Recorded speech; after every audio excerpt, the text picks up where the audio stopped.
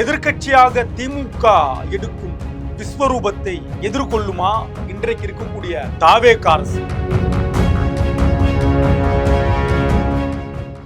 திமுகவிலிருந்து முன்னாள் முதலமைச்சரும் இன்றைய சட்டமன்ற உறுப்பினருமான திரு பன்னீர்செல்வத்தையும் விலைக்கு வாங்க காத்திருக்கிறதா இன்றைய தாவேக அரசு?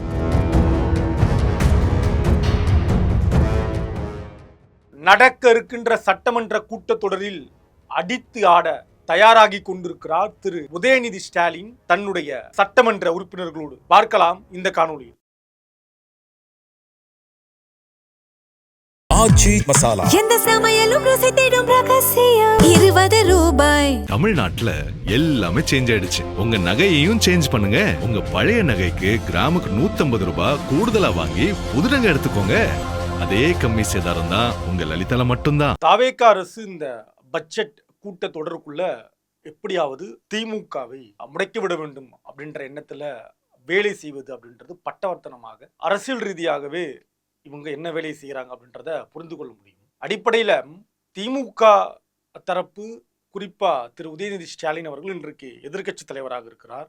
இந்த பட்ஜெட் கூட்டத்தொடரை திமுகவுக்கு சாதகமாக பயன்படுத்தி கொள்ள வேண்டும். தாவேகாவை இந்த பட்ஜெட் கூட்டத்தொடரில் தாவேகாவை நம்ம தமிழ்நாட்டு மக்களிடம் எப்படிப்பட்ட கட்சியாக தாவேகா இருக்கிறது, அரசியலுக்கும் தாவேகாவுக்கும் எந்த விதமான தொடர்பும் கிடையாது, இவர்களுடைய அரசியல் அறிவை தமிழ்நாட்டு மக்களிடம் வெளிச்சம் போட்டு காட்ட வேண்டும் அப்படின்றதுல திமுக தரப்பு ரொம்ப தெளிவாக இருக்கிறது. ஆட்சி, அதிகாரம், காவல்துறை, இன்னும் பல இவங்க கட்டுப்பாட்டில் இருந்தாலும் கூட அரசியல் என்பது தாவேகா கட்டுப்பாட்டில் தற்போதும் கிடையாது. அரசியலுக்கும் தாவேகாவுக்கும் ரொம்ப தூரம் அப்படின்றத அமைச்சர்களுடைய பேச்சு, அமைச்சர்கள் மைக்குக்கு முன்னாடி நிற்காம பத்திரிகையாளரை சந்திக்காமல் சிரித்தபடி ஓடுவது, ஒரு முதலமைச்சரே பத்திரிகையாளரை சந்திக்க மறுப்பது அப்படின்னு அரசியலுக்கும் தாவேகாவுக்கும் எந்த தொடர்பும் கிடையாது அப்படின்றத தமிழ்நாட்டு மக்களிடம் எடுத்து காட்ட வேண்டும் என்பதுல திமுக தெளிவாக இருக்கிறது. வழக்கம் போல அதிகாரத்தை வைத்து நம்ம மடக்கணும்.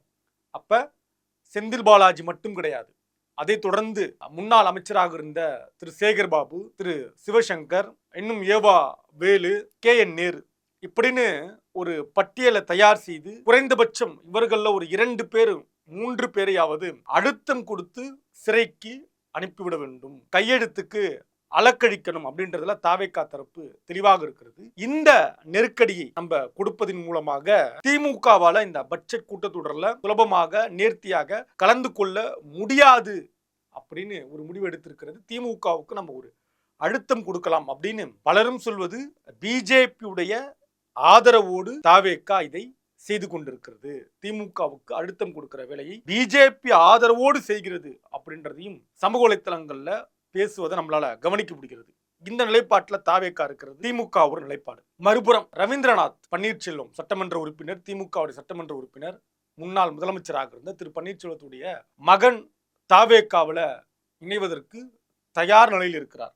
அழைத்தால் இன்றைக்கே இணைவதற்கு அவர் தயார். ஏன்னா சனிக்கிழமை இல்லையா, அது அவர்களுக்கு உகுந்த நாள். ஆனா இது என்ன சிக்கல் அப்படின்னா, தன்னுடைய தந்தை திரு பன்னீர்செல்வத்தோடு வந்து நீங்க இணையணும் தாவேகால அப்படின்றது தாவேகா தரப்பு வைத்த ஒரு கோரிக்கையாக பார்க்கப்படுகிறது. வந்து இணைவதோடு மட்டும் கிடையாது, திமுகவை பற்றி, திமுகவுடைய குடும்பத்தை பற்றி, திமுகவுடைய வாரிசை பற்றி, வாரிசு அரசியலை பற்றி, முன்னாள் முதலமைச்சர் திரு ஸ்டாலினை பற்றி எல்லாம் ரொம்ப அச்சையா பேசணும், பதிலடி கொடுக்கணும் அப்படின்னு ஒரு டாஸ்கை கொடுத்து, இதற்கெல்லாம் சரினா உங்க தந்தையோட வந்து நீங்க இணையலாம் அப்படின்ற நிலைப்பாட்டை தாவேகா தரப்பு அறிவித்திருக்கிறதா. மகனை நம்பி தன்னுடைய பதவியை ராஜினாமா செய்ய, என்ன பதவி, சட்டமன்ற உறுப்பினர் பதவி ராஜினாமா செய்ய தயாராக இல்லை திரு பன்னீர்செல்வம். உள்ளபடியே பதவி பொறுப்பு வேணும் அப்படின்னு நம்ம முடிவு பண்ணா திமுகவிலிருந்து அதற்கான வாய்ப்பை நாம் ஏற்படுத்திக் கொள்ளலாம். திமுகவிலேயே என்ன கட்சி பொறுப்பு இருக்கிறதோ, பதவி இருக்கிறதோ அதை நாம் பெற்றுக்கொள்ளலாம். தாவேகா மாதிரியான